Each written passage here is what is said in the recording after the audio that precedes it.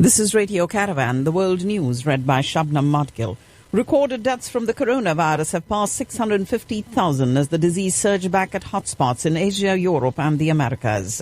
Over 16.3 million people across the globe have been diagnosed with COVID-19, according to data compiled by the Center for Systems Science and Engineering at Johns Hopkins University. The United States, the worst affected, with more than 4.2 million diagnosed cases and at least 147,791 deaths.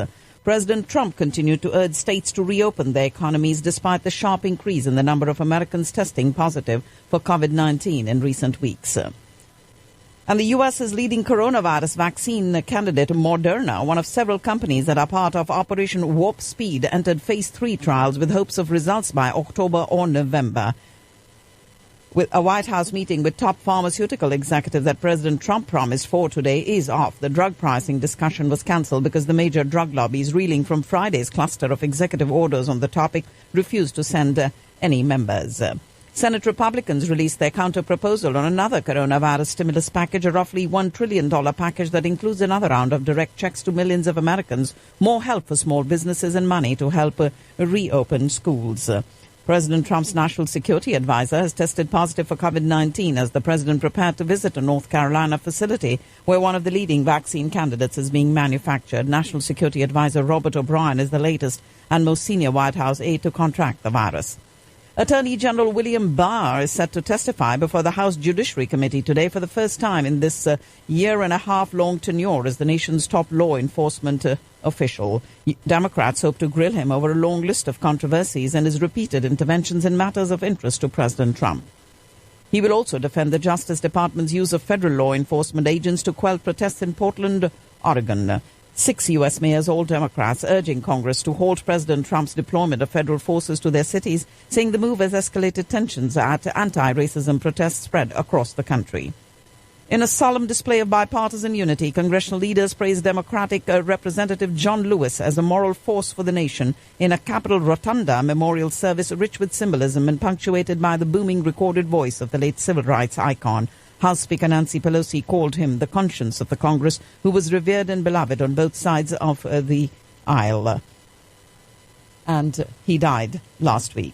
The University of Notre Dame has become the second university to withdraw as the host of one of this fall's 3 scheduled presidential debates amid the coronavirus pandemic. The university was set to host the inaugural face-off between President Trump and former Vice President Joe Biden on the 29th of September. The first debate will now be hosted by Case Western Reserve University and Cleveland Clinic, the non-partisan commission on presidential debates announced. And Hawaii has dodged the worst of Hurricane Douglas yesterday as the storm swirled by just north of the islands. Hawaii's governor said Japan had put it on a list of destinations for the potential resumption of international travel, making it the only U.S. state being considered. And the Bahamas is letting in American travelers again, but only after tourists pay for a mandatory 14-day quarantine in a government facility. Nominations for the 2020 Emmy Awards will be announced this morning. Supermarket sweep star Leslie Jones will host the ceremony, which will also be broadcast on Emmys.com. A few shows that are expected to garner nominations this year include The Crown, The Morning Show, and The Marvelous Mrs. Maisel. Perennial nominees Games of Thrones and Veep ended their runs last year, as did the darling of the 2019 Emmys, Fleabag. The 72nd Emmy Awards will be broadcast on the 20th of September. Zimbabwe's ruling ZANU-PF party called the United States ambassador a thug and accused him of funding the opposition ahead of this week's planned anti-government protests that authorities say are meant to overthrow the government. U.S. Africa Command has discovered more Russian military equipment in Libya, capable of assisting in operations against the U.S. and United Nations-backed government of national accord. Iran's paramilitary Revolutionary Guard fired a missile from a helicopter targeting a replica aircraft carrier in the strategic Strait of Hormuz, an exercise aimed at threatening the U.S. amid tensions between Tehran and Washington. Iran registered a record 235 deaths from the coronavirus in the past 24 hours.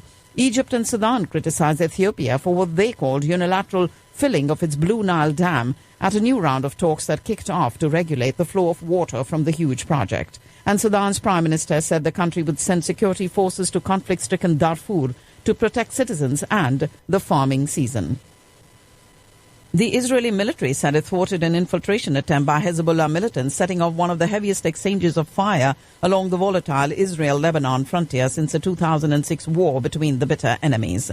And Turkey's top cleric has been attacked for comments deemed offensive to the modern republic's founder Mustafa Kemal Atatürk during a sermon at Istanbul's iconic Hagia Sophia, which was reconverted to a mosque. And a top Turkish official said that Turkey will suspend research for oil and gas exploration in disputed waters in the eastern Mediterranean. The United States and Europe called on Turkey to release jailed businessman and philanthropist Osman Kavala, who marked his 1,000th day in prison without a conviction and despite an acquittal from a previous case. You're listening to the World News on Radio Caravan. And North Korean leader Kim Jong-un has said his country's hard-won nuclear weapons were a solid security guarantee and a reliable, effective deterrent that could prevent a second Korean war. His comments before war veterans, marking the 67th anniversary of the end of the 1950-53 Korean War, again show he has no intention of abandoning his weapons as prospects dim for resuming diplomacy with the United States. A runaway from South Korea is believed to have introduced the first suspected coronavirus case to North Korea last week. And Vietnam locked down its third largest city for 2 weeks starting today after 15 cases of COVID-19 were found in a hospital. And the airport in the central Vietnamese tourism hotspot of Da Nang was packed after 3 residents tested positive for the coronavirus and the evacuation of 80,000 people began. Australia has said it was sending a medical team to help Papua New Guinea fight an outbreak of coronavirus after the neighbouring country experienced a rise in infections. And the United States and Australia opened top-level talks in which they are expected to seek a common front amid soaring tensions between Washington and Beijing. U.S. Secretary of State Mike Pompeo and Defense Secretary Mark Esper welcomed to Washington their Australian counterparts for 2 days of talks that will include a news conference today. Antagonism between the United States and China are rattling governments around the world, prompting a German official to warn of Cold War 2.0. And negligence is behind a steady rise in new coronavirus infections in Germany, according to the head of the Robert Koch Institute for Infectious Diseases in Berlin. Ecuador has sounded the alarm after its navy discovered a huge fishing fleet of mostly Chinese-flagged vessels some 200 miles from the Galapagos Islands, the archipelago which inspired Charles Darwin's theory of evolution. And the head of the Chinese Center for Disease Control and Prevention says he has been injected with an experimental coronavirus vaccine in an attempt to persuade the public to follow suit when one is approved. Chinese and Indian troops have completed disengagement in most parts of the disputed border between the two countries, according to China's foreign ministry in Beijing. And India's COVID-19 epidemic is growing at the fastest speed worldwide at 20% week on week, according to a Bloomberg tracker. India's case fatality rate, though, in the COVID-19 pandemic, which has been falling progressively, is now at 2.25%, which is one of the lowest in the world. India reported 47,704 more COVID-19 cases in the last 24 hours. And Prime Minister Modi launched 3 labs in Noida, Kolkata and Mumbai for testing of samples to detect COVID-19. He also is set to address the grand finale of the Smart India Hackathon 2020. Uttar Pradesh has achieved the milestone of 1 lakh COVID-19 tests in 24 hours, and its Chief Minister Yogi Adityanath directed officials to test children, pregnant women and the elderly for COVID-19 on priority. Much like in Maharashtra and Tamil Nadu, Karnataka's capital city of Bengaluru has accounted for the most number of cases and deaths in the state. Maharashtra Cabinet Minister Aditya Thackeray shared good news on the COVID-19 situation in Mumbai and said the country's financial capital reported only 500 cases today. Heavy rains, meanwhile, have lashed parts of Mumbai for a second consecutive day today, and the flood situation in Bihar has taken a turn for the worse, with 2.4 million people now affected by floods triggered by heavy rainfall.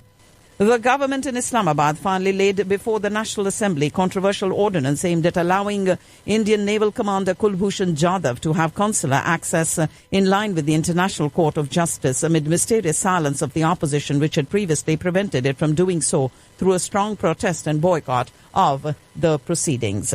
Pakistan called for international cooperation to help the countries affected by COVID-19 rehabilitate their economy. This was stated during a virtual quadrilateral meeting of ministers from China, Afghanistan, Pakistan and Nepal for jointly dealing with the pandemic. The Punjab government said it's imposing a smart lockdown in the province effective from midnight today till the 5th of August in an effort to curb the spread of coronavirus during Eid. Then Prime Minister Imran Khan said all businesses, including marriage halls, restaurants, educational institutions, as well as those associated with the tourism sector, might reopen if the present trend of low COVID-19 cases persisted throughout Muharram. The Karachi Press Club said that the Pakistan Rangers personnel barged into his premises, condemning the action and terming it a violation of the sanctity of the Karachi Press Club. And various sections of society, including a federal minister, have criticised the passage of the Punjab Tahaffuz Bunyad-e-Islam Bill 2020 by the Punjab Assembly, warning that such trends would fan extremism. And that's all I have in the news for you today on the 28th of July.